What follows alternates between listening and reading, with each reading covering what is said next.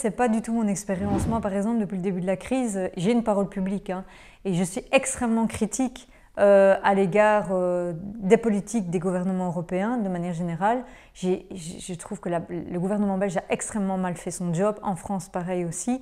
Je le dis et franchement, on m'a jamais dit que j'étais complotiste parce que forcément je suis spécialiste du complotisme, donc ce serait un petit peu compliqué. Et donc je veux dire, j'ai pas l'impression que c'est ça le problème premier. J'ai l'impression souvent que en fait, la critique qu'on adresse aux politiques, on n'interroge pas sur comment, enfin, sous quel angle on critique. Il y a eu énormément d'incohérences, il y a eu énormément d'incompétences aussi, par exemple, sur les diverses positions sur le port du masque ou des choses comme ça. Moi, je trouve que ça, on doit le dire, on peut tout à fait le dire, c'est une critique totalement légitime. Le problème, c'est que certains en font déjà, épousent déjà un logiciel conspirationniste quand ils adressent cette critique-là, c'est-à-dire qu'ils voient déjà ça comme un signe quelque part d'un grand mensonge, qu'ils ne vont pas forcément nommer complot. C'est typiquement par exemple ce qu'a fait le documentaire Hold Up dont on a tellement entendu parler, c'est prendre tous ces indices-là pour en quelque sorte dire « Ah ben vous voyez, c'est la preuve qu'en fait on nous manipule et que tout est organisé au profit de Bill Gates, etc. » Bon, j'allais dire je caricature, mais non, je caricature même pas, c'est ce que ce documentaire dit. Ce que je veux dire, c'est que, alors c'est vrai, et ça, je me bats contre ça, que certains peuvent utiliser la lutte contre le complotisme pour discréditer des opinions politiques. Mais ça, c'est le cas dans tous les bords.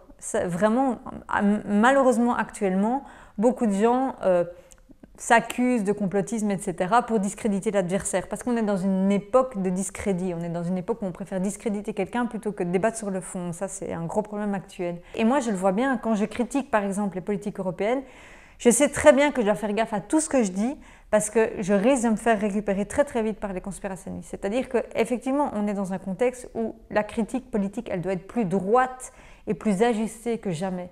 Parce que si on se compromet dans de la paresse intellectuelle, si on mélange nos affects aussi avec la situation politique, parce que moi je pense que c'est souvent ça, c'est ce que j'appelle la politisation des affects, c'est quand on essaye de donner des significations politiques à ce qu'on ressent. Ça, je pense que ça nous conduit à la critique qui est teintée des choses pas très bonnes idéologiquement. Moi, c'est beaucoup plus là-dessus que je m'intéresse, c'est ça qui m'intéresse beaucoup plus, parce que sinon, j'ai l'impression qu'on est tout le temps justement dans ce raisonnement, est-ce que je peux critiquer ça sans être taxé de, et qu'on s'interroge plus sur, mais en fait, qu'est-ce qu'on critique, à quoi on participe de manière générale, et tous, parce que quand je dis il faut s'interroger sur nos questionnements, je me mets dedans. Je ne parle pas seulement des personnes qui ne sont pas d'accord avec moi.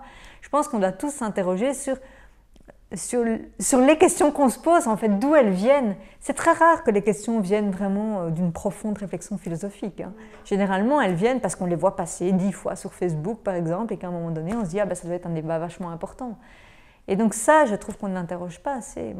Et c'est pour ça que je trouve que les débats sont biaisés. Et franchement, que j'ai de plus en plus de mal à participer à la vie médiatique, et pourtant Dieu sait que je le fais, mais précisément à cause de ça. Parce que je trouve qu'on ne s'interroge pas sur les débats qu'on a. C'est des débats on ne s'interroge pas sur d'où viennent les questions et pourquoi est-ce qu'on croit que telle ou telle chose sont tellement importantes.